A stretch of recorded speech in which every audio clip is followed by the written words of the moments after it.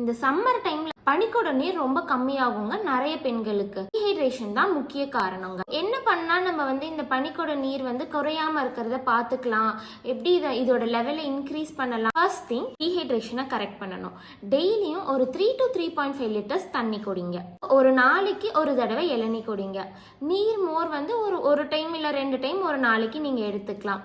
எலுமிச்சை சாறு, அதுக்கப்புறம் நெல்லிக்காய் சாறு, இதெல்லாம் கண்டிப்பா எடுத்துக்கோங்க. தேர்ட் திங், வாட்டர் கண்டென்ட், நீர் சத்து அதிகமா இருக்கிற ஃப்ரூட்ஸ் அண்ட் வெஜிடபிள்ஸ், சொரக்காய், புடலங்காய், வெண்பூசணி, வெள்ளரிக்காய், தர்பூசணி, மஸ்க் மெலன், ஆப்பிள். ஃபோர்த் என்னன்னு பார்த்தீங்கன்னா, புரோட்டீன் ரிச் டயட் எடுத்துக்கோங்க.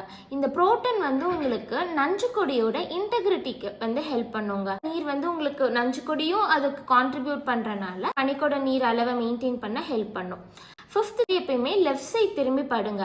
அப்படி லெஃப்ட் சைட் திரும்பி படுக்கும்போது உங்களுக்கு நஞ்சுக்கொடிக்கு போற பிளட் சர்க்குலேஷன் நல்லா மெயின்டைன் பண்றனால ஆம்னியாட்டிக் ஃப்ளூயிடோட லெவலை மெயின்டைன் பண்றதுக்கு ஹெல்ப் பண்ணுது. ஸோ மறக்காம இந்த 5 டிப்ஸையும் நீங்க ஃபாலோ பண்ணுங்க.